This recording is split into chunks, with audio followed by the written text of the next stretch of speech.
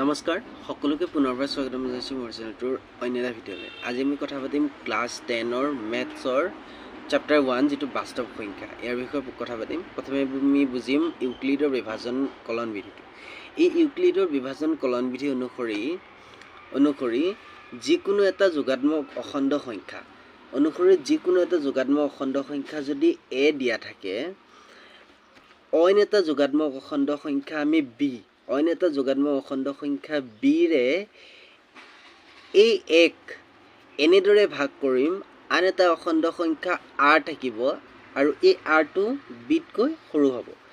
এক আমি b ৰে এনেদৰে ভাগ কৰিম যাতে আন এটা অখণ্ড সংখ্যা r ওলাব আৰু এই rটো bতকৈ সৰু হ'ব। বুজিলা?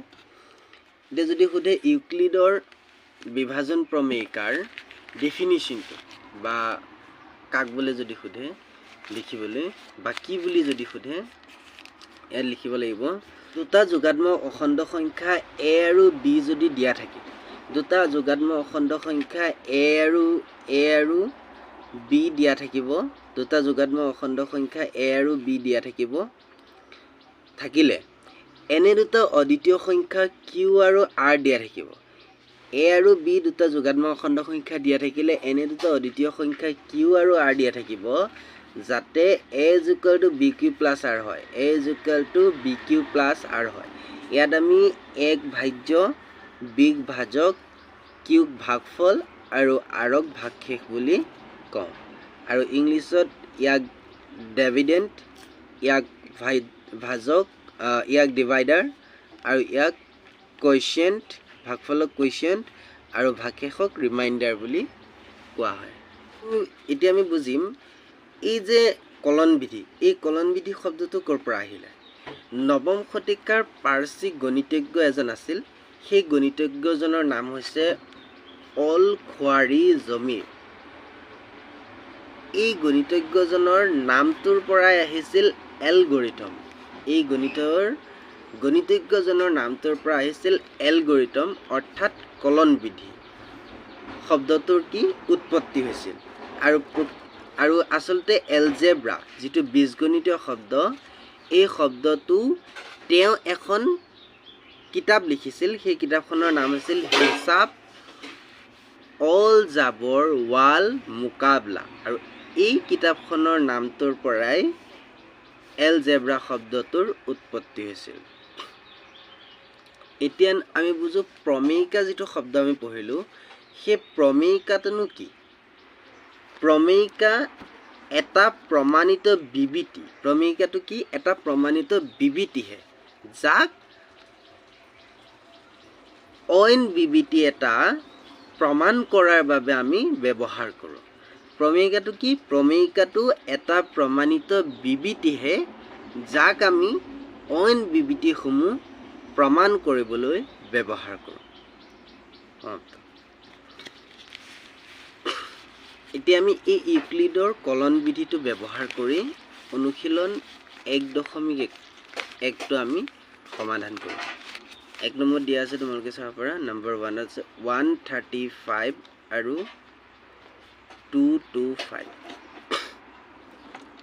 সদায় আমি সৰুটো দি ডাঙৰটোক ডিভাইড কৰিম। গতিকে অংকটো কৰাৰ আগত তোমালোকে লিখি ল'বা সলিউশ্যন। ইয়াত কি দিয়া আছে আমি প্ৰথমে সেইটো লিখি ল'ম। ইয়াত কোনটো ডাঙৰ কোনটো সৰু? 225 অবভিয়াছলি ডাঙৰ আৰু 135 সৰু, গতিকে এনেকৈ লিখি ল'বা। তাৰপিছত ইউক্লিডৰ কলন বিধিটো কি? ইউক্লিডৰ কলন বিধিটো লিখি ল'বা। ইউক্লিডৰ কলন বিধি অনুসৰি এনেকৈ লিখি ল'বা, a = bq + r। আমি a কিমান পালোঁ? a পালোঁ আমি 225। b কিমান পালোঁ? b যে ডিভাইড দিম, b পালোঁ 135। q পাইছোঁ জানো? q নাই পোৱা, qৰ বাবে খালী জেগা ৰাখিবা। তাৰপিছত r পোৱা নাই, rৰ বাবে খালী জেগা থাকিব। এতিয়া ডিভাইডটো আমি ছাইডত কৰি ল'ম। 225 divided by 135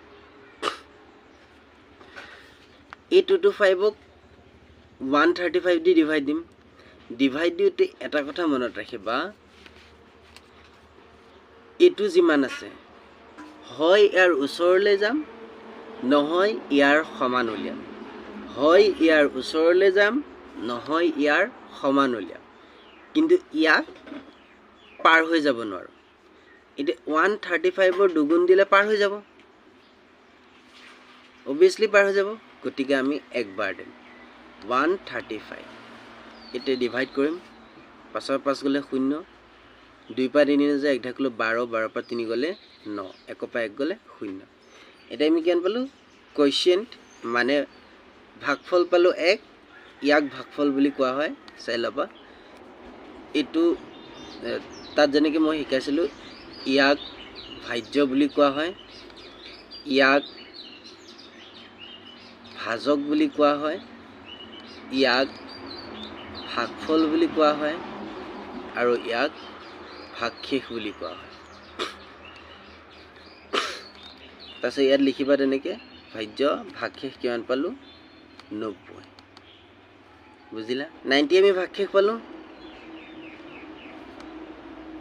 এতিয়া এই 90 টু দি 135 ক আকৌ ডিভাইড দিব লাগিব মনত ৰাখিবা প্ৰথমে 135 টু দি 225 ক আমি ডিভাইড দি ললো মানে সৰুটো দি ডাঙৰটো হৰণ কৰি ললো পিছত যেতিয়া আমি ভাগশেষ পাম এই ভাগশেষটো দি আকৌ আগৰ ভাজ্যটো হৰণ কৰিব লাগিব ইয়াকো আমি দুবাৰ দিলে পাৰ হৈ যাব গতিকে এবাৰ দিম 90 5 13 পা 9 গলে 4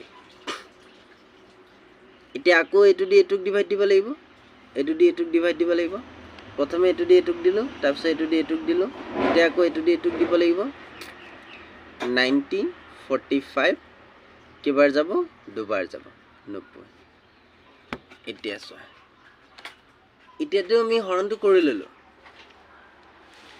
এতিয়া আমি উলিয়াম গসাউ কোনটো সেকেন্ডটো আমি লিখিলাম সেকেন্ডটো কিমান দিছিলো 135 90 into 1 plus 45 third to কিমান উলিয়ালো আমি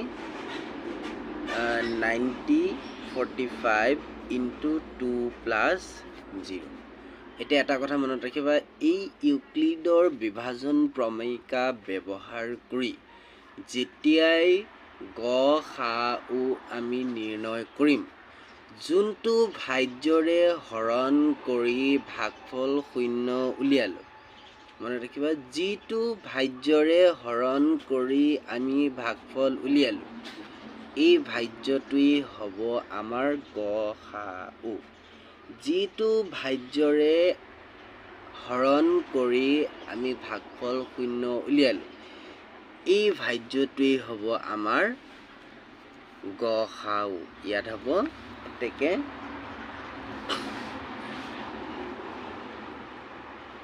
নিৰ্ণয় গ খা উ is equal to 45